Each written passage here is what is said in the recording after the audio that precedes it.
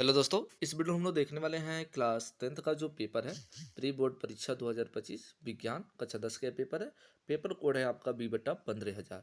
जैसा कि आप सभी को पता है कि पेपर में आपका जो समय होगा 3 घंटे 15 मिनट का होगा। और इससे पहले मैंने कई सेट का पेपर आपको प्रोवाइड करा दिया है, तो आप हमारे चैनल पेज पर जाकर वहाँ से आप देख सकते हैं। वीडियो के ऑप्शन में सारा चीज़ है। इसका प्ले मैंने भी बना दिया, तो प्ले से भी आप लोग चेक कर सकते हैं। आप लोग वो चैनल को सब्सक्राइब नहीं कर रहे हैं ना वीडियो को लाइक कर रहे हैं, तो थोड़ा मैं डीमोटिवेट हो जाता हूँ। आप लोग थोड़ा सा वीडियो को लाइक भी कर दिया करिए, और चैनल जितने लोग चैनल पर पहली बार आए चैनल को सब्सक्राइब भी कर दिया करिए, ताकि जैसे मैं नेक्स्ट वीडियो अपलोड करूँ आप तक सबसे पहले नोटिफिकेशन पहुँचे। चलिए, हम लोग जानते हैं कि आपका जो समय होगा इतना होगा, ये पता है कि ये 15 मिनट के होंगे पढ़ने के लिए। सब चीज़ें हम बात ना करके वो डायरेक्ट क्वेश्चन को क्या करते हैं, बात करते हैं। तो आपको पूरे का सभी सब्जेक्ट का जो होगा एक साथ वीडियो आपको लगभग 1 से 1.5 घंटे का वीडियो एक ही में सारा चीज़ मिल जाएगा, वहाँ से भी आप लोग देख सकते हैं। तो पहले अभी एक एक करके फिर एक में आपका सारा विषय का वीडियो मिल जाएगा। यहाँ पर पहला क्वेश्चन है, एक प्रकाश किरण अवतल दर्पण के वक्रता केंद्र से होते हुए दर्पण की पृष्ठ पर आपतित होती है तो परावर्तन कोण कितना होता है। तो देखिएगा, जब उसके केंद्र से होकर जाती है तो परावर्तन कोण आपका जो हो जाता है 0 अंश हो जाता है। ठीक है। नेक्स्ट क्वेश्चन कह रहा है कि किसी लेंस से वस्तु का जो प्रतिबिंब होता आभासी सीधा तथा वस्तु से छोटा बनता है, तो वो कौन सा होता है। देखिएगा, प्रतिबिंब पूछ रहा है। किसी लेंस से वस्तु का जो प्रतिबिंब होता है, वस्तु का जो प्रतिबिंब होता आभासी बनता है, ठीक है, सीधा बनता है और वस्तु से छोटा बनता है, तो वो अवतल लेंस होता है। दर्पण में बात करते तो आपका अवतल दर्पण होता है। ठीक है ना, क्लियर, ये चीज़ें याद रखिएगा। फिर आपका क्वेश्चन है, स्वस्थ मनुष्य के लिए अस्पष्ट दृष्टि की जो न्यूनतम दूरी होती है वो कहाँ कितना होती है, 25 सेमी होती है। कितनी होती है, 25 सेमी। फिर कह रहा मानव नेत्र के किस भाग पर वस्तु का जो प्रतिबिंब होता बनता है, तो दृष्टि पटल पे बनता है। कहाँ बनता है आपका, दृष्टि पटल पर। नेक्स्ट क्वेश्चन आपका देखते हैं हम लोग। नेक्स्ट क्वेश्चन यहाँ पर देख सकते हैं आप लोग, कह रहा प्रतिरोध का जो मात्रक आपका है वो क्या होता है। तो प्रतिरोध का जो मात्रक होता है आपका ओम होता है। कुलाम किसका मात्रक होता है, ऑप्शन में कई बार बोर्ड पेपर में पूछ रहा है कुलाम, तो आपका देखिएगा आवेश का जो मात्रक होता है वो कुलाम होता है, ये भी चीज़ जानिए। वोल्ट किसका मात्रक होता है, विभवांतर का होता है। ठीक है। एम्पियर किसका मात्रक होता है, धारा का। पेपर में यही चारों आपका क्या किया जाता है, कई बार पूछा जाता है। ठीक है ना, तो इसको भी आप लोग अलग से फैक्ट में बता रहा हूँ, इसको भी आप लोग नोट कर लीजिए। ओके, काफ़ी इंपॉर्टेंट है। कह रहा है कि किसी चालक में 2 एम्पियर की धारा प्रवाहित हो रही है, तो 2 सेकेंड में गुजरने वाला आवेश कितना होगा। देखिएगा, धारा दे दिया, मतलब आई आपका दे दिया है 2 एम्पियर। ठीक है। और टाइमिंग आपका दे दिया 2 सेकेंड दे दिया। ठीक है। तो आवेश पूछा है, तो हम लोग जानते हैं क्यू बराबर होता है आई गुणे टी होता है। आई का मान हो गया 2 और टी का मान हो गया 2। 2 में 2 का गुणा कराएंगे तो हो जाएगा 4। कितना हो जाएगा, 4 कुलाम। तो देखते हैं 4 कुलाम कितना कहाँ पर है। ऑप्शन नंबर सी क्या हो जाएगा आपका, करेक्ट हो जाएगा। नेक्स्ट क्वेश्चन,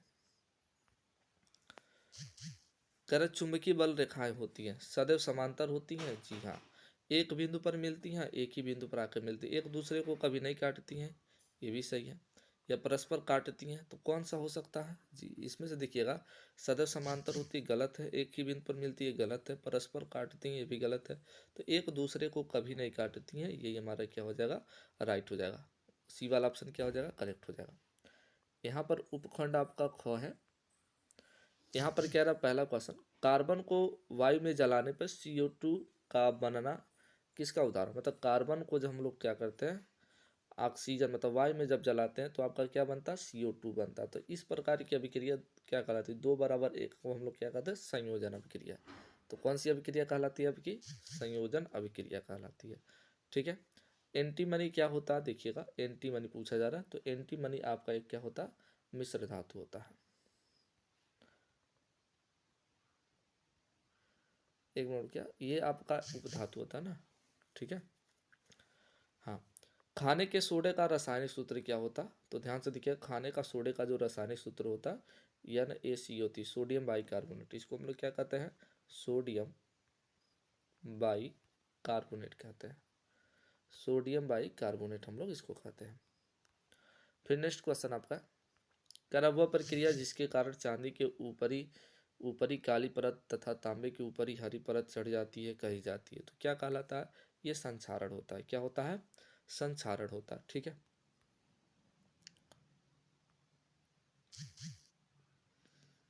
फिर आपका 12 नंबर क्वेश्चन है, निम्नलिखित में से एल्डिहाइड है, एल्डिहाइड में आपका एचओ लगा होता है, क्या लगा होता है, एचओ। मेथिनाल है, इसमें आल ओ एच लगा है। एथिनाल है, इसमें भी ओ एच लगा है। मेथिनाल एचओ लगा इसमें, और एथेन, तो ये तल होगा नहीं, ऑप्शन नंबर ख वाला क्या हो जाएगा, करेक्ट हो जाएगा। फिर आपका पूछ रहा है एसिटिक अम्ल का आयुपीएससी नामकरण क्या होगा। एसिटिक अम्ल ही होगा, नहीं, इसका ध्यान से देखिए, CH3COOH।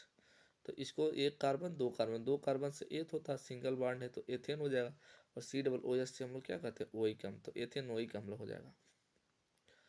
ठीक है, नेक्स्ट क्वेश्चन देखते हैं हम लोग।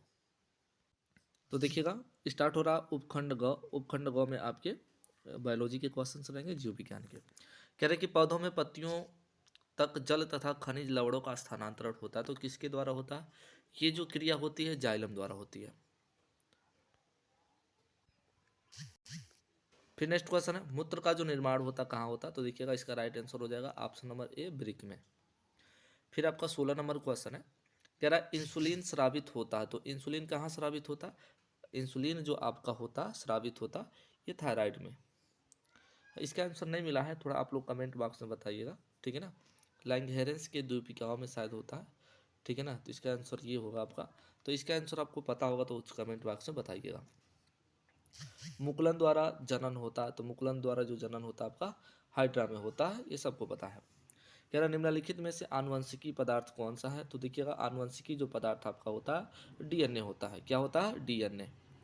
नेक्स्ट क्वेश्चन आपका है 19 नंबर, आनुवंशिकता के जो जनक थे वो कौन थे, तो देखिएगा आनुवंशिकता के जो आपके जनक थे ग्रेगर जॉन मेंडल थे। ओके। फिर कह रहा वायुमंडल की जो ओजोन परत होती है पृथ्वी को बचाती है, तो पृथ्वी को किससे बचाती है आपके, तो ध्यान से देखिएगा परावैंगनिक किरणों से ये हमारी क्या करती है, रक्षा करती है। तो ये टोटल आपके क्वेश्चंस हो गए। अब यहाँ पे देखिएगा, फिर कह रहा कि प्रकाश का अपवर्तन किसे कहते हैं, चित्र बनाइए और इसके नियमों का क्या करिए, उल्लेख कीजिए। तो प्रकाश का अपवर्तन की परिभाषा हो, तो देख सकते हैं आप लोग, जब प्रकाश एक पारदर्शी माध्यम से दूसरे पारदर्शी माध्यम में प्रवेश करता है तो वो अपने मार्ग से क्या हो जाता है, विचलित हो जाता है, तो इस घटना को हम लोग प्रकाश का अपवर्तन कहते हैं। इतना आप लोग लिख लीजिएगा। ओके, जैसा कि फिगर में आप लोग देख सकते हैं, यहाँ फिगर नहीं समझ में आ रहा तो फिगर में बना रहा हूँ, देखिए ये कोई आपका N1 पहला माध्यम है, ये आपका N2 दूसरा माध्यम है, ठीक है। जब कोई प्रकाश की क्रिया ऐसे आ रही है तो इसको ऐसे सीधे क्या होना चाहिए, निकल जाना चाहिए था, ऐसे सीधे निकल जाना चाहिए था, लेकिन ये क्या होती है अपने मार्ग से,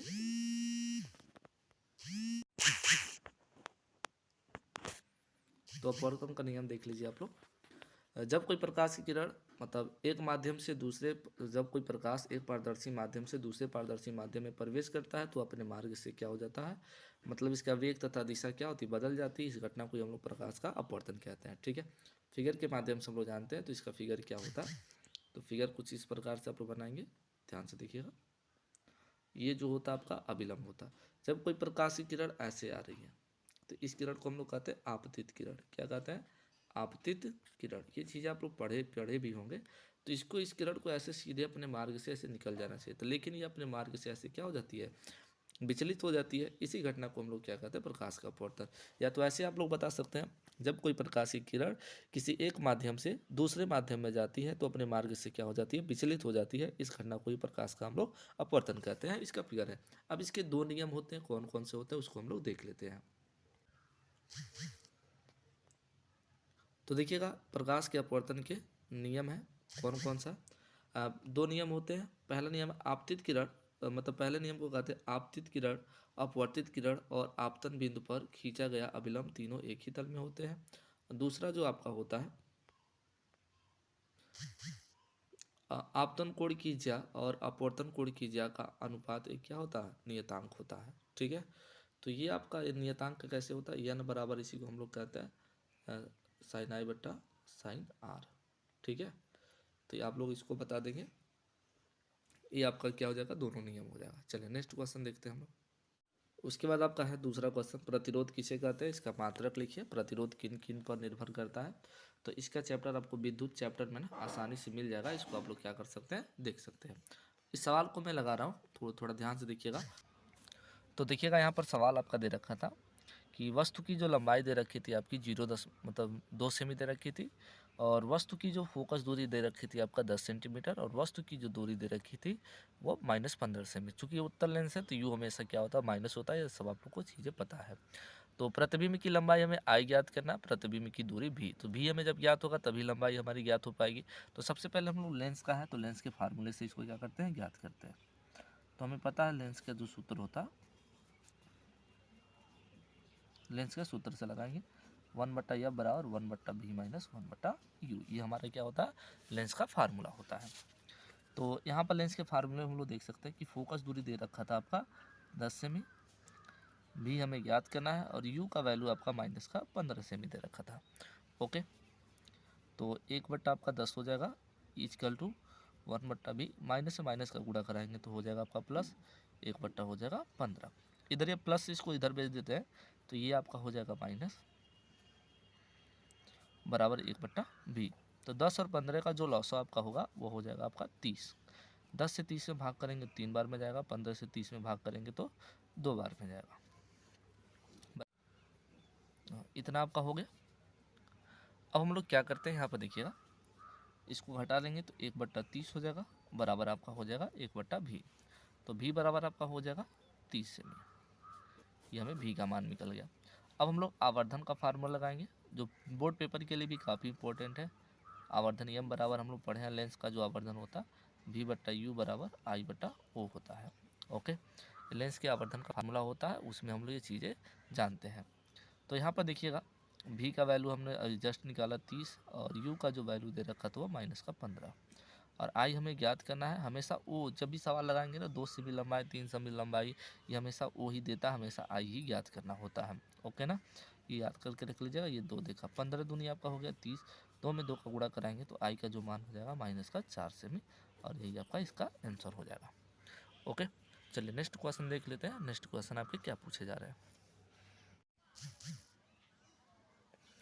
यहाँ पे देख सकते हैं। प्रश्न आपका है दूरदृष्टि दोष क्या है। दूरदृष्टि दोष क्या है, इसके कारण निवारण उपाय क्या करें, किरण आरेख खींचिए। और अथवा आपको दिया यहाँ पर है, या तो आपको इस सवाल को क्या करना है, लगाना है। तो दोनों में से कोई एक लगाना है। तो हम लोग दोनों प्रश्नों का आंसर क्या करते हैं, देख लेते हैं। ठीक है, तो आप लोग वीडियो में तक बने रहिए। और उसके बाद हम लोग विस्थापन द्विविस्थापन अपक्रिया को उदाहरण देकर समझाइए। धातु के शोधन की विद्युत अपघटनी के विधि का क्या करिए, सचित्र वर्णन कीजिए। अम्ल तथा क्षारों के 3 रासायनिक गुणों का समीकरण देकर स्पष्ट कीजिए। अथवा आपका दिया है संकलन अपक्रिया, बहुलीकरण या साबुनीकरण पर आपको क्या करना है, टिप्पणी लिखना है। तो इन सभी क्वेश्चन को हम लोग एक साथ क्या करने वाले हैं, देखने वाले हैं। तो वीडियो को आप लोग जरूर देखिए शुरू से अंत तक। तो ये सारे क्वेश्चन हम लोग क्या करते हैं, देखते हैं। देखिएगा, ये जो प्रश्न आपका दूरदृष्टि दोष का निवारण है, ये हर साल आपका बोर्ड एग्जाम में पूछा जाता है। तो बताएंगे आप इसका सिंपल से परिभाषा मैं बोल रहा हूँ जो उसको आप लोग लिखेंगे, ये वाला नहीं लिखेंगे। ओके ना, तो बोल रहे हैं इस बताएंगे दूरदृष्टि दोष में पीड़ित व्यक्ति को दूर की वस्तुएं स्पष्ट दिखाई देती हैं परंतु निकट की वस्तुएं स्पष्ट दिखाई नहीं देती हैं। सिंपल से ये भी है, ठीक है ना। स्पष्ट दिखाई नहीं देती हैं उसे हम लोग क्या कहते हैं, दूरदृष्टि दोष कहते हैं। उसके बाद बताएंगे ये दोष निम्नलिखित 2 कारणों पर क्या होता है, निर्भर करता है। तो आप हेडिंग लिखेंगे उसके बाद कारक, ठीक है ना।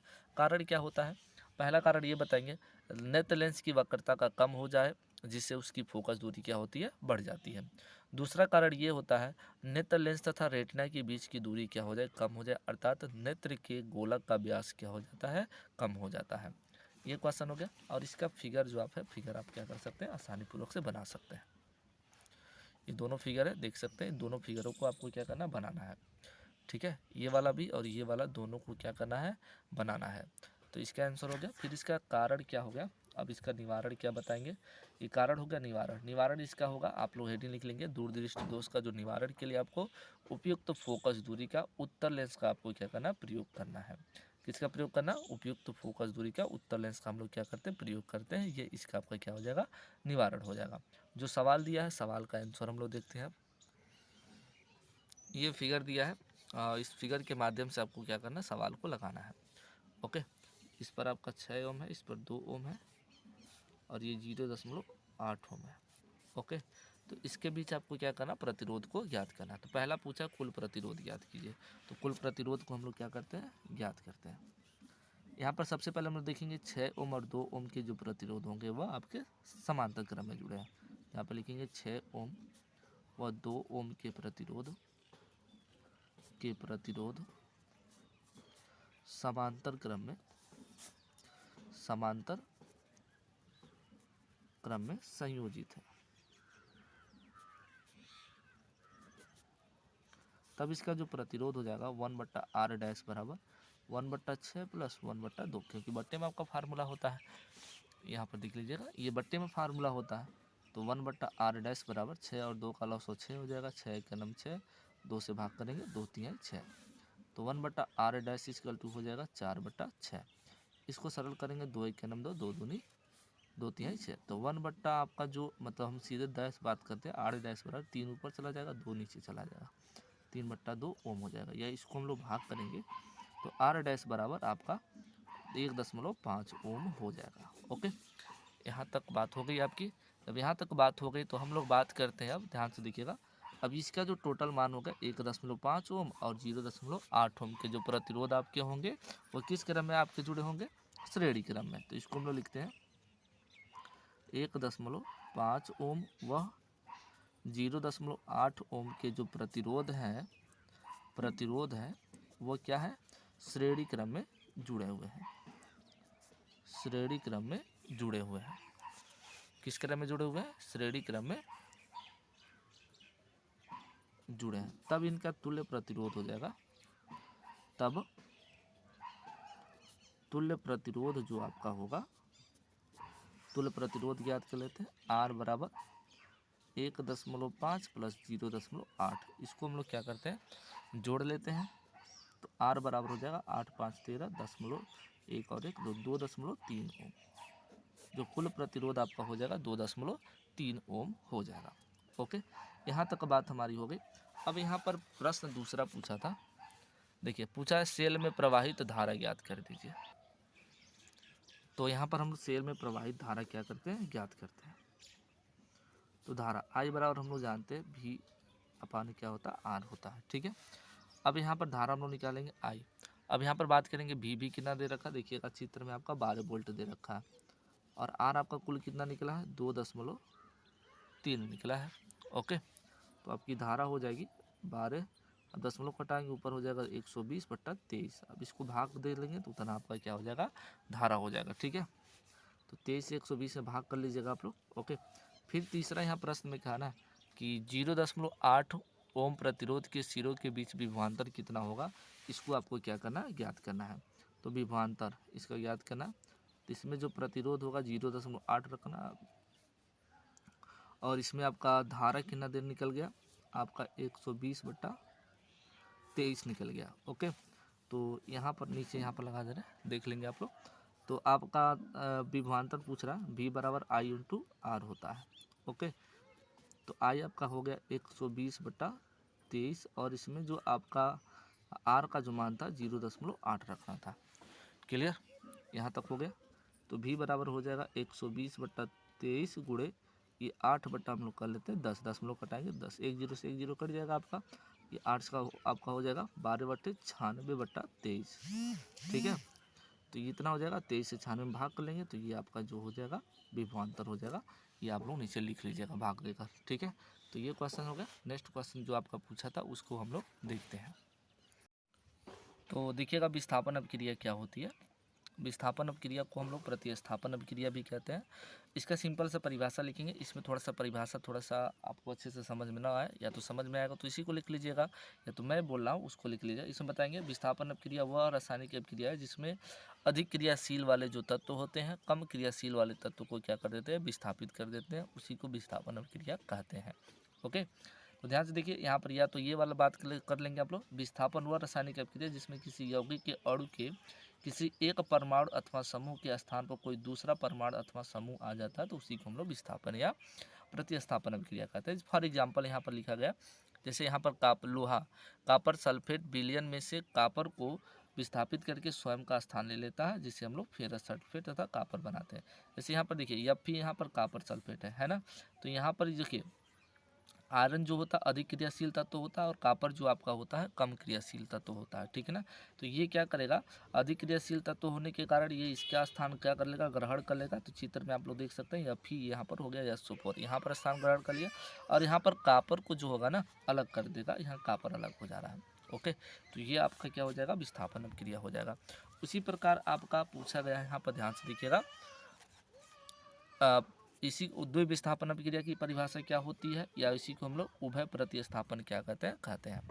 ओके, तो इसकी परिभाषा होता है जिस रासायनिक अभिक्रिया में यौगिक के आयनों का अथवा घटकों का क्या होता है, अदला बदली, मतलब आज जिसमें आयनों का आदान प्रदान होता है ना, उसी को हम लोग क्या कहते हैं, ध्यान से देखिएगा, उभय प्रतिस्थापन अभिक्रिया, इसी को हम लोग द्विविस्थापन अभिक्रिया कहते हैं। ओके, और यहाँ पर ध्यान से देखिएगा और भी इसका परिभाषा आगे है, तो यहाँ पर इसके आगे लिख लीजिए, हो जाती है तथा नए यौगिक बनाते हैं वो अभिक्रिया, या तो ऐसे कह सकते हैं, सिंपल से क्रिया आप लिख लेंगे। ओके, इसका उदाहरण आप लिख सकते हैं, जब बेरियम क्लोराइड के विलयन में सोडियम सल्फेट का विलयन मिलाते हैं तो बेरियम सल्फेट और सोडियम क्लोराइड बन जाते हैं। देखिएगा आयनों का आदान प्रदान कैसे होता है इसमें, तो थोड़ा नॉइज बज जा रहा होगा बच्चों का, तो उसको आप लोग थोड़ा सा इग्नोर करेंगे। ओके, तो यहाँ पर देखिएगा आयनों का आदान प्रदान कैसे हो रहा है, यहाँ पर Ba+ या Cl- है, यहाँ पर ये प्लस ये माइनस, तो देखिएगा ये Ba जो होगा इसके साथ हो जाएगा और ये जो प्लस इसके साथ हो जाएगा, तो यहाँ पर बेरियम सल्फेट हो जाएगा या NaCl। अब सिंपल सा परिभाषा बता सकते हैं द्विविस्थापन अभिक्रिया में जिस रासायनिक अभिक्रियाओं में आयनों का क्या होता है, आदान प्रदान किया जाता है, उन यौगिकों को हम लोग क्या कहते हैं, द्विविस्थापन अभिक्रिया कहते हैं। ओके, इतना हम लोग कर सकते हैं। नेक्स्ट क्वेश्चन देखते हैं हम लोग।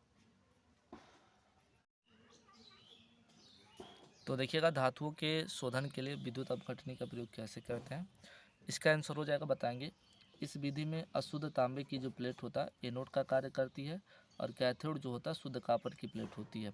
विद्युत अपघटन कॉपर सल्फेट का जो होता है अम्लीय विलयन होता है। विद्युत धारा प्रवाहित करने पर शुद्ध जो कॉपर कैथोड पर जमा हो जाता है। एनोड के नीचे कुछ अशुद्धियाँ जिनमें सिल्वर गोल्ड आदि धातुएं होती है जमा हो जाती है, इन्हें एनोड मड कहते हैं। शेष अशुद्धियाँ घोल में क्या होते हैं, सल्फेट के रूप में आ जाती है, जैसे निकिल, आयरन, जिंक आदि, ठीक है ना। तो विद्युत अपघटन में 1.3 वोल्ट का विभवांतर प्रयोग किया जाता है। इस विधि के द्वारा शोधन कॉपर में आपका क्या किया जाता है, शुद्ध किया जाता है। ये इसका चित्र है, इसका आप लोग चित्र देख सकते हैं और इसको बना लीजिएगा, आप लोग इसको आप लोग अच्छे से कर लीजिएगा। ओके, तो ये आपका है विद्युत अपघटनी विधि का सचित्र वाला, ठीक है।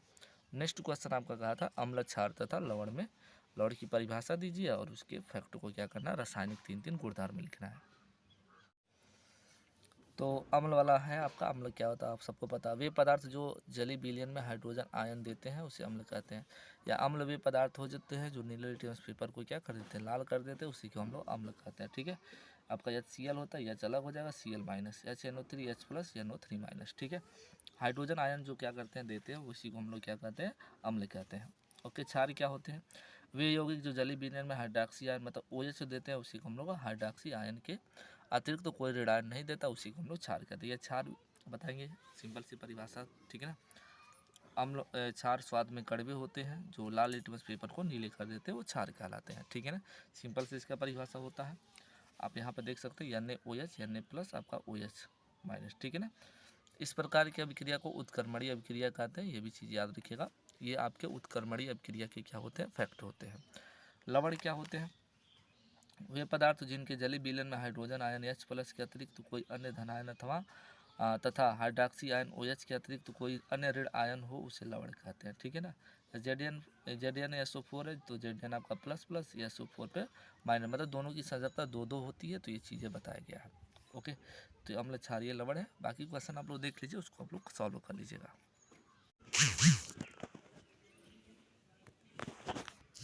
यहाँ पर बायोलॉजी का क्वेश्चन देख सकते हैं आप लोग, पूछ रहा है ऑक्सी श्वसन तथा अनाक्सी श्वसन में स्थानांतर देना है, फिर न्यूरॉन की संरचना का सचित्र वर्णन करना है, स्वपरागण तथा परपरागण क्या है उदाहरण सहित इसको क्या करना है, समझाना है, और इसके 2 लाभ तथा 2 हानियाँ क्या करना है, लिखना है। ओके, फिर परिवार नियोजन क्या है, इसकी अस्थायी तथा अस्थायी विधियों का क्या करना, उल्लेख करना है। अथवा ये वाला नहीं आ रहा परिवार नियोजन का, तो आप लोग इसको कर सकते हो। मेंडल के नियमों का उदाहरण सहित उल्लेख करिए। मनुष्य में लिंग निर्धारण कैसे होता है, इसको आपको क्या करना है, बताना है। तो ये टोटल क्वेश्चन हो गया। तो जिन लोग अभी तक चैनल को सब्सक्राइब नहीं किए कर लेंगे। चलिए अब इसके बाद हम लोग पुनः मिलते हैं नेक्स्ट वीडियो में। Good morning to all of you. इस वीडियो हम लोग देखेंगे क्लास 10th का जो पेपर है प्री बोर्ड परीक्षा 2025 सामाजिक विज्ञान। पेपर का कोड है B/15,000। कक्षा 10 का पेपर है। जैसा कि हमें पता पूर्णांक जो होगा 70 होगा, 3 घंटे 15 मिनट का समय होगा। ये सब चीज़ें आपको पता है। और प्रारंभ के 15 मिनट परीक्षार्थियों को प्रश्न पत्र पढ़ने के लिए होंगे। खंड और ब में विभक्त होगा। तो ये सारे क्वेश्चन आप लोग देख लेंगे, पढ़ लेंगे। यहाँ से डायरेक्ट हम लोग क्वेश्चन की स्टार्ट करते हैं। स्टार्ट करने से पहले आपको बता दें, जिन्हें लोग दोस्त चैनल पर पहली बार आए चैनल को जरूर सब्सक्राइब कर लीजिए, ताकि जैसे नेक्स्ट वीडियो मैं अपलोड करूँ आप तक सबसे पहले नोटिफिकेशन पहुँचे। और बोर्ड से रिलेटेड जो भी क्वेश्चन हो तो इसका इन्फॉर्मेशन जो आपको हमारे चैनल पे देखने के लिए मिलेगा।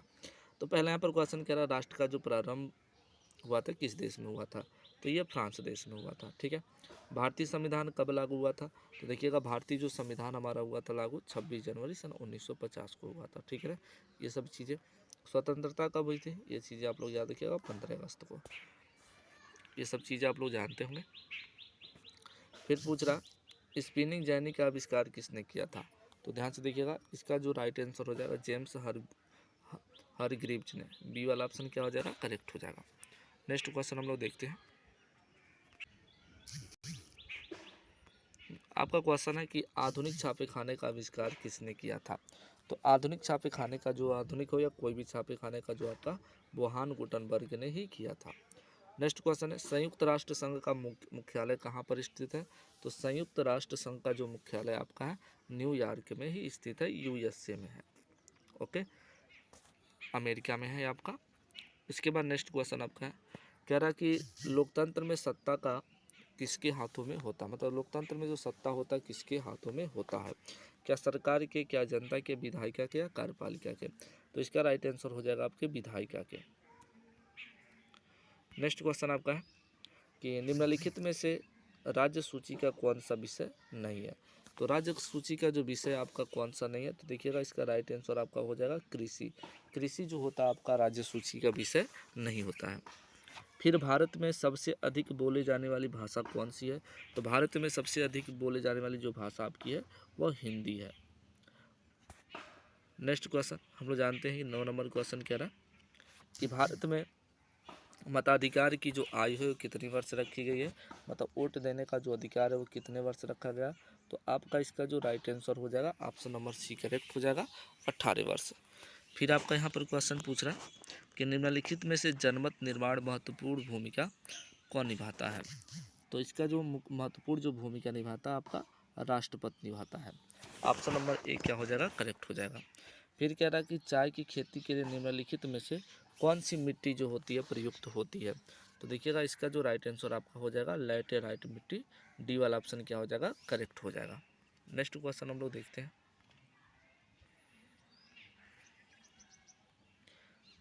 12 नंबर आपका क्वेश्चन कहा जा रहा है कि निम्नलिखित में से कौन सा जैव संसाधन है?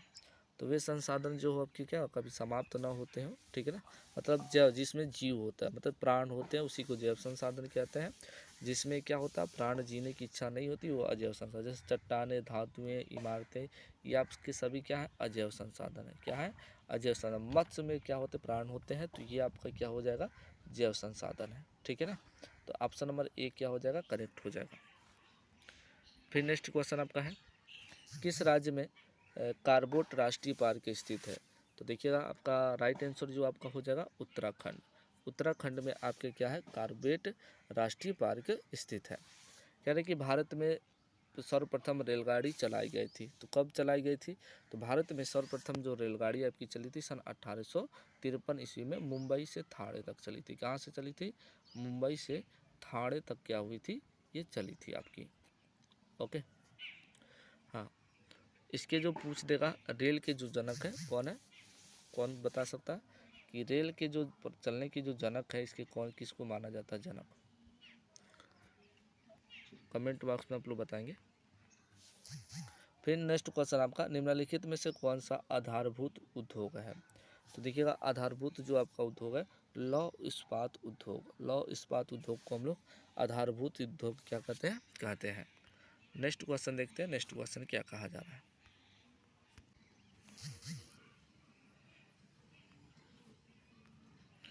नेक्स्ट क्वेश्चन आपका, सूचना का जो अधिकार है अधिनियम लागू हुआ था। तो देखिएगा सूचना का जो अधिकार अधिनियम लगा था ये 2005 में लगा था। कब लगा था आपका? 2005 ईस्वी में लगा था।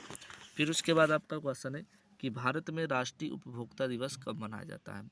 तो भारत में भारतीय राष्ट्रीय उपभोक्ता जो दिवस है आपका 24 दिसंबर को क्या किया जाता है? मनाया जाता है। फिर नेक्स्ट क्वेश्चन है विश्व व्यापार संगठन का मुख्यालय कहाँ स्थित है? जो विश्व व्यापार है इसका संगठन का मुख्यालय कहाँ पर स्थित है? तो देखिएगा विश्व व्यापार संगठन का जो मुख्यालय आपका स्थित है वो जिनेवा में है। ऑप्शन नंबर सी सही हो जाएगा। मुद्रा का आधुनिक रूप कौन सा है? तो मुद्रा का आधुनिक जो रूप है आपका कागजी भी है, चेक भी है, क्रेडिट कार्ड भी है, मतलब ये आपका सब इस्तेमाल करते हैं हम लोग सभी। उसे कागजी मुद्रा आपका है। फिर नेक्स्ट क्वेश्चन है आपका 20 नंबर क्वेश्चन, निम्नलिखित में से उत्पादन का साधन कौन सा है? तो देखिएगा उत्पादन का जो साधन आपका होता है, लाभ होता है, सेवाएं, पूंजी या कर, कौन सा आपका होता है? तो देखिएगा आपका राइट आंसर जो हो जाएगा पूंजी। पूंजी क्या करता है? उत्पादन करता है। फिर आपके यहाँ से वर्णात्मक क्वेश्चन आपके हैं। औद्योगिक क्रांति के आपके प्रमुख कारण बताना है, या तो आपको जलियांवाला बाग हत्याकांड पर संक्षिप्त टिप्पणी लिखना है। फिर आपका है लोकतंत्र किस प्रकार का उत्तरदायी, जिम्मेदार तथा वैध सरकार का गठन करता है, इसको बताना है। अथवा प्रजातंत्र में राजनीतिक दलों का महत्व के बारे में क्या करना, बताना है। फिर आपका क्वेश्चन है मृदा संरक्षण के उपाय बताइए। अथवा मुंबई में हाई क्यों प्रसिद्ध है? मुंबई हाई क्यों प्रसिद्ध है? देश के आर्थिक विकास में इसका क्या महत्व है? फिर शहर आय में वृद्धि के 4 उपाय बताइए। अथवा आपका क्वेश्चन यहाँ पर दिया कि विदेश व्यापार के को अनुकूलन बनाने के उपाय को बताना है। फिर आपका क्वेश्चन यहाँ से देख सकते हैं आप लोग। हाँ, यहाँ पर क्वेश्चन आपका कहा जा रहा है कि ये आपके 6 नंबर के प्रश्न है, फ्रांस की क्रांति का प्रमुख कारण क्या था? इसको 150 शब्दों में क्या करना है आपको लिखना है। फिर यहाँ सत्याग्रह का क्या अर्थ है? महात्मा गांधी द्वारा चलाए गए 3 सत्याग्रह आंदोलनों को क्या करना है, बताना है। फिर उसके बाद क्वेश्चन आपका है कि भारत में स्थानीय शासन के गुण एवं समस्याओं का क्या करना, वर्णन करना है। फिर आपका क्वेश्चन है अथवा नहीं आ रहा है तो इसको आप लोग क्या कर सकते हैं कि भारत में किस तरह की जातिगत असमानताएं आज भी व्याप्त है, इसको बताना है। उसके बाद भूमि कटाव का अर्थ एवं इसके कारणों पर प्रकाश डालना है। फिर उसके बाद आपका ये नहीं आ रहा तो इसको कैसे बहुउद्देशीय परियोजनाओं पर होने वाले लाभों की विवेचना करना है। उसके बाद आपका है काफ़ी इंपॉर्टेंट क्वेश्चन आपका ये प्राथमिक, द्वितीयक और तृतीयक क्षेत्रकों में आपको अंतर को क्या करना, स्पष्ट करना है। अथवा भारत में वैश्वीकरण के प्रभावों की विवेचना करना है। अब उसके बाद आपका स्टार्ट क्वेश्चन होता है मैप का क्वेश्चन, मानचित्र प्रश्न। तो मानचित्र प्रश्नों को हम लोग क्या करते हैं, अच्छे से देखते हैं। हाँ, पहला यहाँ पर प्रश्न क्या है कि वह स्थान जहाँ गांधी जी ने नमक कानून को तोड़ा था। तो इसका आंसर आपका हो जाएगा डांडी।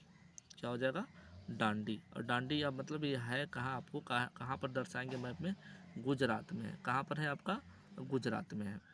ठीक है।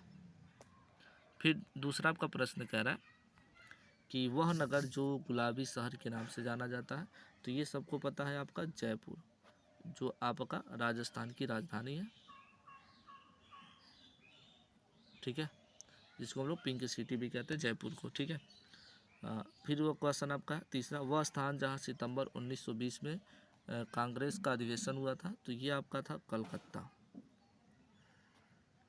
ये आपका हो जाएगा कलकत्ता। कलकत्ता कहाँ है आपका, है पश्चिम बंगाल में है। इसको आप लोग देख लेंगे। फिर नेक्स्ट क्वेश्चन आपका है वह स्थान जहाँ बुलंद दरवाज़ा स्थित है। तो देखिएगा बुलंद जो आपका दरवाज़ा फतेहपुर सीकरी है। फतेहपुर सीकरी, फतेहपुर सीकरी आपका क्या, बुलंद दरवाज़ा स्थित है और ये आपका दिल्ली में स्थित है। तो दिल्ली में आप लोग क्या करेंगे, यूपी में आपका, उत्तर प्रदेश में पड़ता है। फिर आपका क्वेश्चन आपका है कि वह स्थान जहाँ नील की खेती करने वाले किसानों ने आंदोलन किया था। तो ये आपका हो जाएगा चंपारण। गांधी जी सबसे पहले इसी जगह जाकर आंदोलन, गांधी जी द्वारा चलाया गया पहला आंदोलन भी आपका है चंपारण। चंपारण कहाँ है आपका, बिहार में। 1918 ईस्वी में 1917 ईस्वी में क्या किया गया था, चलाया गया था। उसके बाद आपका भूगोल के क्वेश्चन यहाँ पर है, देख सकते हैं आप लोग। कृष्णा नदी चिन्ह द्वारा नाम सहित बनाना है। ठीक है ना। तो कृष्णा नदी कहाँ पर स्थित है आपका, महाराष्ट्र में है। कहाँ पर है आपका, महाराष्ट्र। महाराष्ट्र राज्य में क्या करना है, दर्शाना है। फिर आपका क्वेश्चन है दूसरा, चावल उत्पादक के क्षेत्र को क्या करना बताना है। तो चावल उत्पादक क्षेत्र में आपका है यूपी है, ठीक है, पश्चिम बंगाल है, और कौन सा आपका है बिहार, झारखंड आपका है पंजाब, ठीक है। उसके बाद आपका है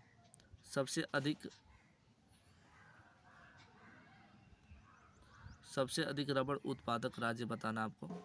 तो सबसे अधिक रबड़ उत्पादक आपका जो है वो आपका हो जाएगा शायद पश्चिम बंगाल, इसको बता देंगे। उसके बाद आपका क्वेश्चन है मुंबई पतन का चिन्ह द्वारा नाम पतन बताना इसको, ठीक है ना। गुजरात की राजधानी सबको पता था, मुंबई पतन का चिन्ह बताना आपका शायद हो जाएगा केरल। गुजरात की जो राजधानी आपका बताना है तो आपका हो जाएगा गांधीनगर। तो ये टोटल आपके क्वेश्चन हो गए, बाकी क्वेश्चन हम लोग देखते हैं नेक्स्ट वीडियो में। हेलो दोस्तों, इस वीडियो में हम लोग देखने वाले हैं क्लास 10th का जो पेपर आपका है प्री बोर्ड पर एग्जामिनेशन 2025 इंग्लिश, ठीक है ना। क्लास 10th का पेपर है। पेपर आपका जो कोड है ये बट्टा आपका है 15,000, ये बट्टा 15,000 का ये क्या है आपका पेपर है। पेपर जो आपका होगा, पेपर में आपका जो समय होगा 3 घंटे 15 मिनट का होगा, या 70 नंबर का 30 नंबर आपको स्कूल की तरफ से मिलेगा। ये सब चीज़ें आप लोग क्या करते हैं जानते हैं। तो सबसे पहले आपको बता दें ये आपका सेक्शन ए बी में क्या होगा डिवाइड होगा। सेक्शन ए में आपके मल्टीपल चॉइस क्वेश्चन होंगे। तो मल्टीपल चॉइस क्वेश्चन को हम लोग क्या करते हैं देखते हैं। यहाँ पर इस पैसेज को आपको अच्छे से पढ़ना पड़ेगा, तब जाकर यहाँ पर नीचे दिए गए प्रश्नों का आप क्या करेंगे जवाब दे पाएंगे। तो क्या रहा द मैन ओकेप्शन आपका इन द विलेज इज, तो क्या हो जाएगा इसका आंसर एग्रीकल्चर। इसे पढ़ेंगे तो मिल जाएगा। यहाँ पर देखिए ऑप्शन विलेज इज एग्रीकल्चर, ठीक है। फिर क्या रहा work to work very hard from morning till आपका नाइट। तो टिल नाइट तक कौन काम करता था, वो फार्मर्स करता था, किसान जो था आपका टिल आधी रात तक क्या करता था काम करता है। उसके बाद आपका क्वेश्चन है, यहाँ पर ध्यान से देखिएगा, तीसरा प्रश्न जो आपका कह रहा है कि हु एंजॉय साउंड स्लीप। तो साउंड को जब आवाज़ चलती है तो कौन सो जाता है, फार्मर्स, ठीक है ना। और उस सोते हुए क्या करता है आनंद को लेता है। अब यहाँ पर आपके क्वेश्चन है कह रहा है choose the correct option to the following question, ठीक है ना, मतलब आंसर द फॉलोइंग क्वेश्चन बताना है। और ये आपका स्टार्ट हो जाता है ग्रामर के क्वेश्चन। आई कर ए रेड शर्ट, मेरे पास क्या है एक लाल शर्ट है, कपड़ा है। तो आई हैव मेरे पास के लिए प्रयोग होता है हैज या हैव, ठीक है ना। तो I have a red shirt हो जाएगा।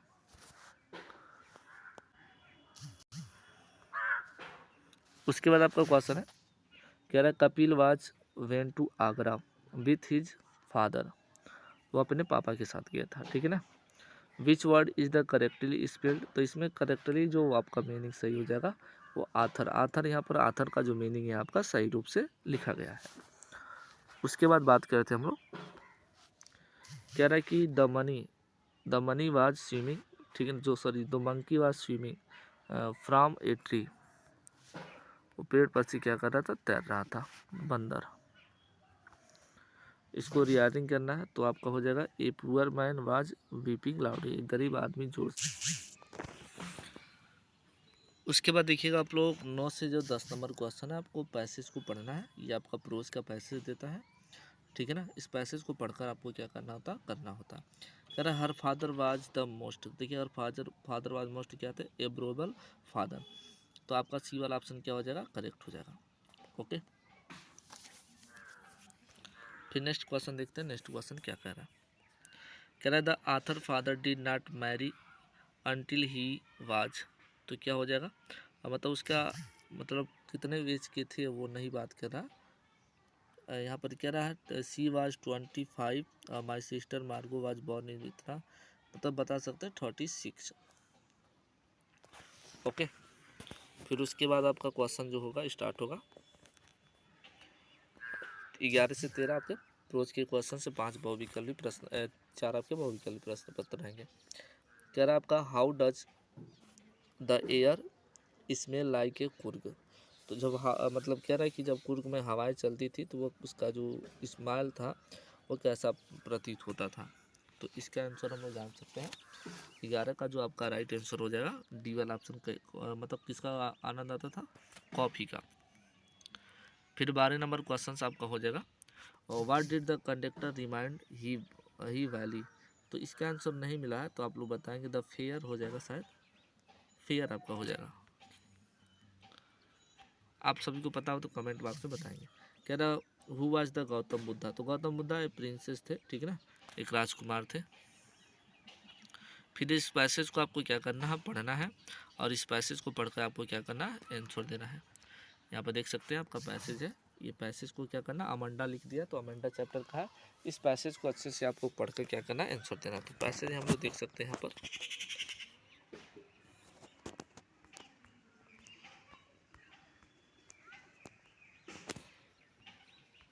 तो पहला पैसेज आपका बोला जा रहा है यहाँ पर, ध्यान से देखिएगा। प्रश्न इसका कह रहा है the person who is taking talking to Amanda is her own, तो इसका जो आंसर हो जाएगा हम लोग देख सकते हैं, ऑप्शन नंबर ए हो जाएगा, मदर के बारे में बात कर रहा था। अमंडा इज बाइटिंग, तो Amanda is biting her nails, C वाला ऑप्शन क्या हो जाएगा, करेक्ट हो जाएगा। ओके, अब यहाँ से क्वेश्चन से आपका देखेंगे 16 से 20 जो आपका क्वेश्चन होगा, 5 प्रश्न, ये आपके जो होंगे सप्लीमेंट्री के क्वेश्चन होंगे। Okay, what was the not given to Tiki for the treatment, तो ट्रीटमेंट में क्या नहीं दिया, मेडिसिन, कोई भी मेडिसिन दवा क्या किया गया था, टिकी के उपचार के लिए नहीं दिया गया था। और what did Hari Singh was from Anil, तो जो आपका हरी सिंह था अनिल से क्या चाहता था, मनी चाहता था, पैसा चाहता था। हु वाज आसवल, आसवल कौन था आपका, तो देखिएगा आसवल जो आपका था एक सीक्रेट एजेंट था, आपका एक सीक्रेट एजेंट था। नेक्स्ट क्वेश्चन आपका है, करा रिचार्ड इब्राइट वाज एन, या ए या एन का प्रयोग करना, तो ये क्या था, सिंगर था, इंजीनियर था, एक्टर था, या साइंटिस्ट था, तो देखिएगा ये आपका एक साइंटिस्ट था। फिर आपका क्वेश्चन है 20 नंबर क्वेश्चन और आखिरी क्वेश्चन है बहुविकल्पी का, in which the family was Matilda born, तो मतिल्ला बॉर्न का जो जन्म हुआ था तो फैमिली ऑफ कलर्स में, फैमिली ऑफ कलर्स, सी वाला ऑप्शन क्या हो जाएगा, करेक्ट हो जाएगा। अब यहाँ पर आपका पार्ट बी है, तो पार्ट बी में आपको क्या करना है, डिस्क्रिप्टिव टाइप क्वेश्चंस, मतलब इस पैसेज को पढ़कर आपको क्या करना है, आंसर को देना है। तो यहाँ पर आप पहले पैसेज का स्क्रीनशॉट ले लेंगे अच्छे से आप लोग, और इसका नीचे यहाँ पर क्वेश्चन दिया है, इस क्वेश्चन को आप लोग देख के इसका जवाब आप लोग खुद देंगे। पहला प्रश्न यहाँ पर कह रहा है कि what was the forest called, a forest is called, ठीक है ना, तो यहाँ पर कॉल्ड है तो इसमें आप लोग खोजेंगे तो आराम से क्या होगा, मिल जाएगा सारे क्वेश्चंस। नेक्स्ट क्वेश्चन हम लोग देखते हैं क्या कह रहा है। 22 नंबर प्रश्न कह रहा है कि right an application change subject पे आपको क्या करना है, सब्जेक्ट चेंज पे आपको क्या करना है, एक प्रार्थना पत्र लिखना है, ठीक है, और आपको लेटर लिखना है यहाँ पर कि आप योर बर्थडे पार्टी पे आपको क्या करना है, लेटर लिखना है। और ये आपका चेंज नहीं है, आपका मैरिज पार्टी है, मैरिज सेरेमनी है, ठीक है ना, मैरिज में इनवाइट करने के लिए आपको प्रार्थना पत्र है, इनवाइट के लिए नहीं, छुट्टी के लिए है। फिर नेक्स्ट क्वेश्चन देखते हैं,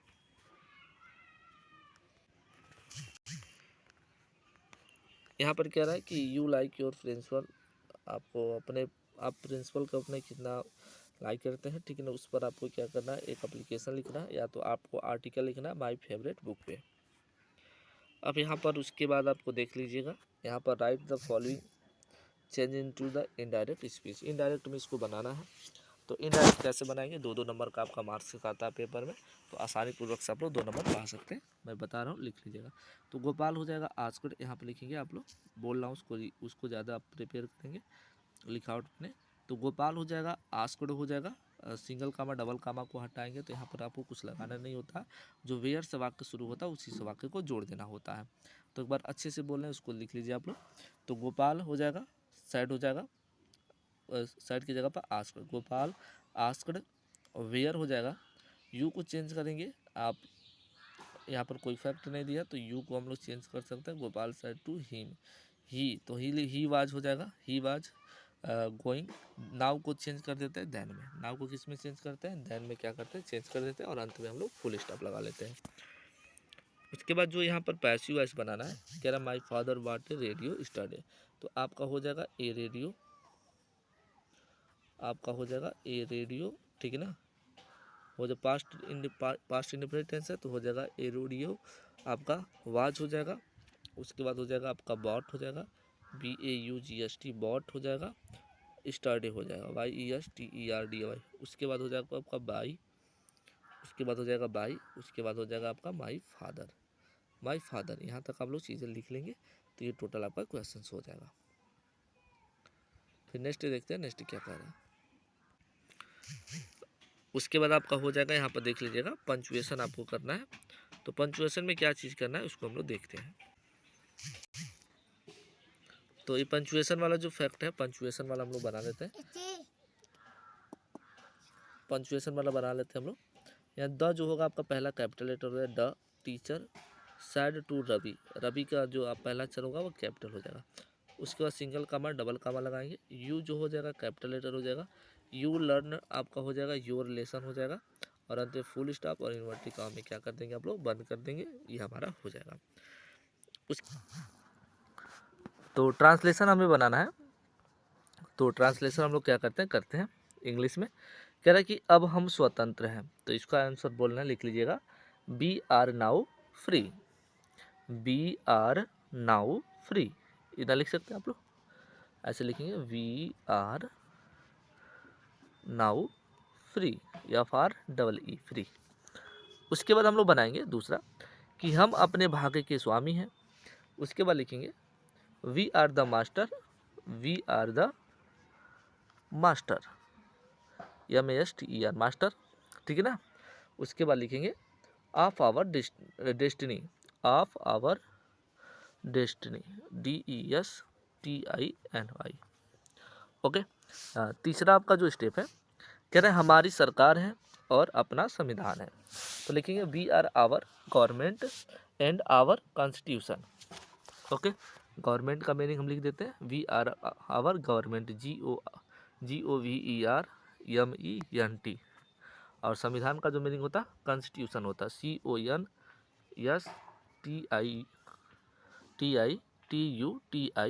कॉन्स्टिट्यूशन। ओके। फिर उसके बाद कह रहा है किंतु हमारे सामने अनेक समस्याएं हैं। तो उसके बाद लिखेंगे however we face many problems, ठीक है ना। किंतु हमारे सामने अनेक समस्याएं हैं। तो इसका जो आप लोग बनाएंगे, लिखेंगे कि however we face many problems. उसके बाद हम लिखेंगे हमें इन्हें सुलझाना है।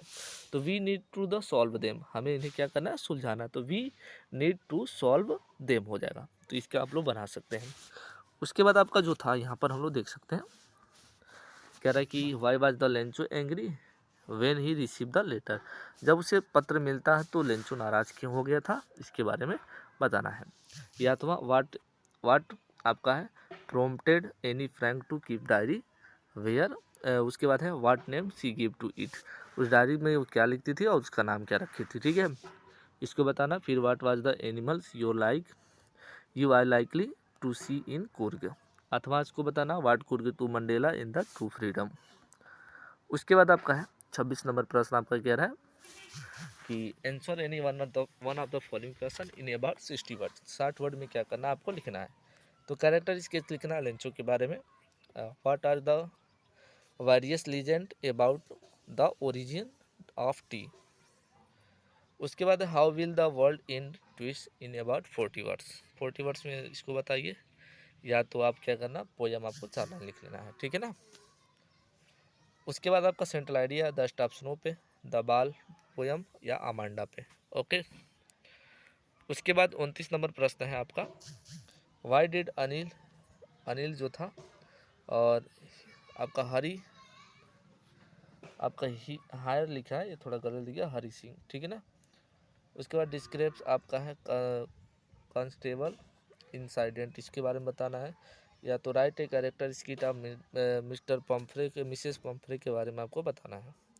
Why did Griffin enter the London store, what did he do their, इसको बताना, ठीक है। तो ये टोटल आपके क्वेश्चन थे। तो चलिए हम लोग पुनः मिलते हैं नेक्स्ट वीडियो में।